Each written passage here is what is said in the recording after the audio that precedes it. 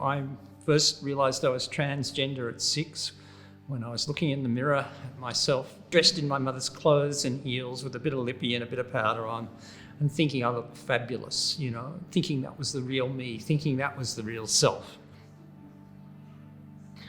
And I got to the age of puberty and the voice dropped and the beard started growing and I grew to a height of 6 foot, which made me tower over my contemporaries. And I realised that I wouldn't be able to ever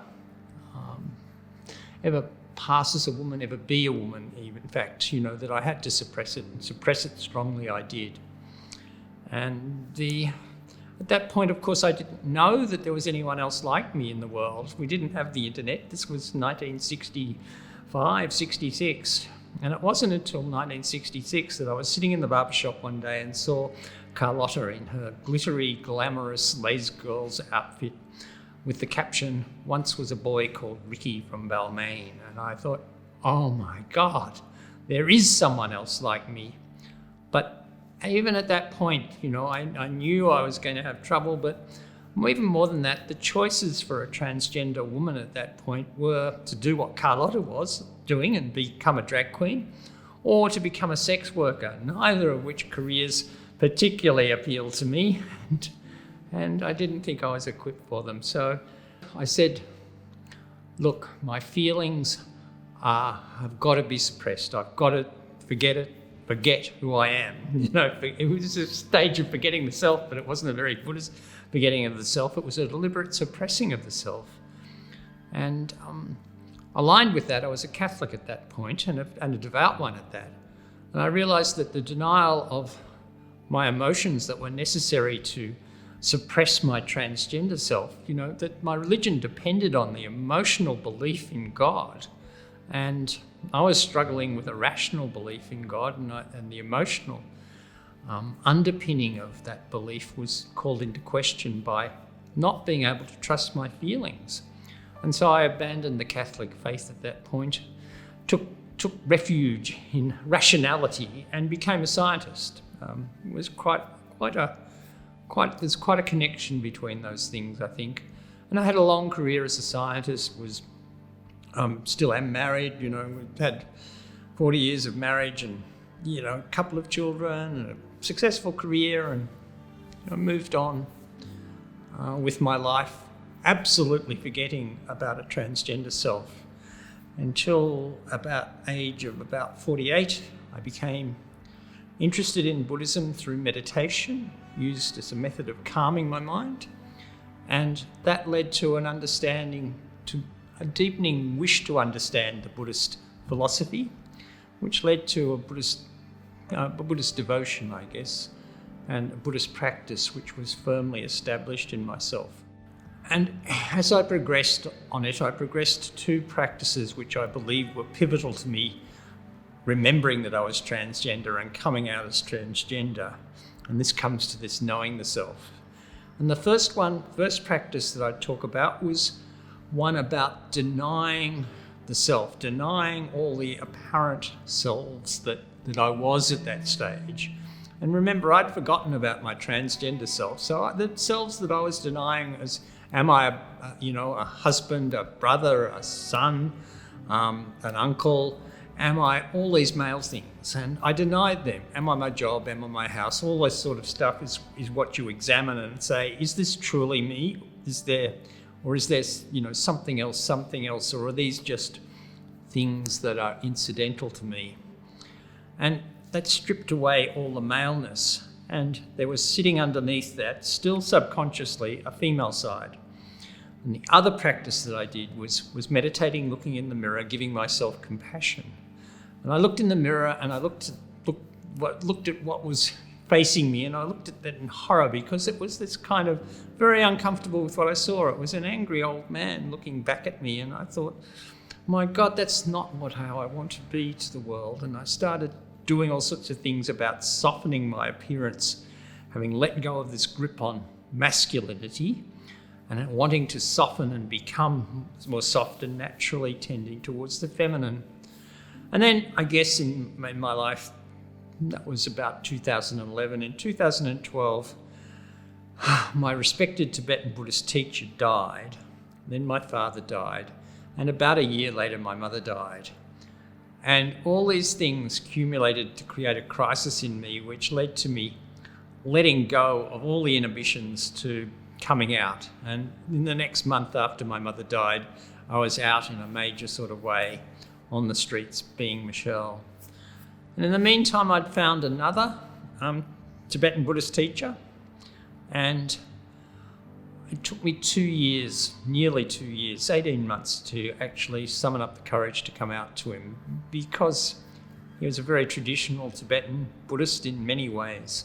And when I came out to him, I told him 3 things.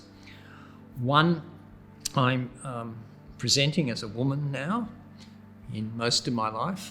2, that I'm happily married and will remain so. And 3, that I'm still pretty exclusively attracted to women, And he gave me 3 responses, which were a very long lecture on the evils of male homosexuality, ignoring what I just told him.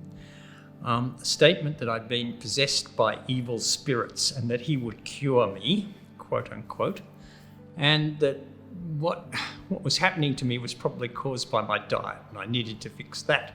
So I was kind of absolutely gobsmacked and really kind of shaken to the core by this, because at that stage I really believed deeply in the teachings that he was conveying to me in the logic of the Buddhist philosophy, and deeply enmeshed in it. I started looking at the Buddhist teachings for anything about transgender people, and found that the Buddha recognised in his scriptures that there were 6 genders in India at the time, 2,500 years ago, believe it or not, and that the Buddha accepted the concept that monks could become nuns, that monks could transition to being women and then become accepted as part of a nuns community, and equally that nuns transitioned to become males and were accepted as part of a monastic monks community. So the Buddha didn't have any of the transphobia that my Tibetan teacher portrayed, and this kind of exploration of this led me to realise that it was a cultural overlay that had happened some time later. But this led me on a journey looking for an accepting Buddhist community, which I eventually found in the Melbourne Buddhist Centre, which is a part of the Triratna worldwide group that is a very LGBTI accepting Buddhist group. And I found a refuge and a home there. But even there I find casual transphobia, people not understanding. So I've been supported to give education to them, to talk to them about it. There's a lot of different ways to practice your Buddhism. Integral to Buddhism is that the Buddha himself was a prince in ancient India. He had the richest, most privileged life one could imagine. He abandoned all that, and even more than that, he championed the cause of all castes, but particularly the lower castes. He championed the cause of women, and he accepted transgender people as part of his community. And this says to me this was an extraordinary man who was working for social justice. And I see that as an integral part of Buddhism. Some people think of Buddhism as purely an internal, knowing the self and forgetting the self, to go back to Dojo. But an important part of Buddhism is not just that wisdom of knowing oneself so that one can forget oneself, but having the compassion that arises from forgetting oneself. When one forgets oneself, one recognises that the self that you have, that I have, is not separate from yourself or from anyone's self out there. And this is kind of the arising of compassion. And to me, that is an incredibly important part of my Buddhist practice.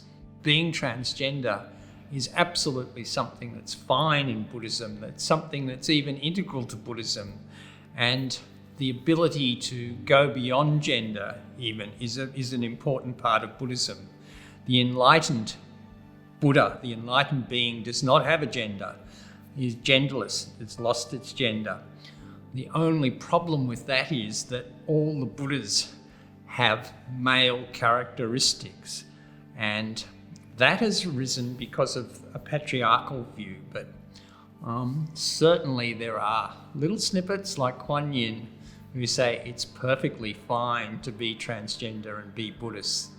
Even more than that, I'm a member of a group that's very friendly to LGBTI people. It has an enormous number of lesbian, gays, bisexual people, as well as transgender people who are devout Buddhists. And the two are not exclusive at all.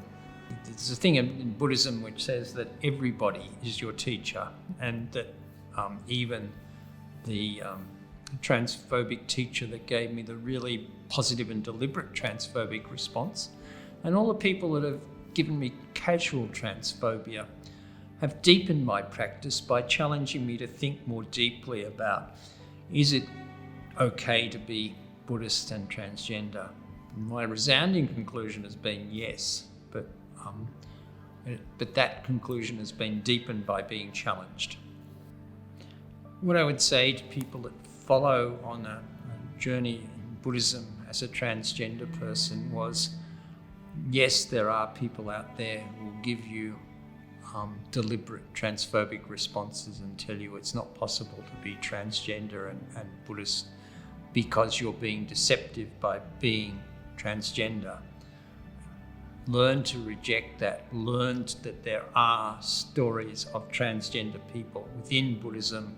Learn that there are accepting groups. Learn that there are transgender teachings out there in the world, and learn to accept yourself as a Buddhist and a transgender person.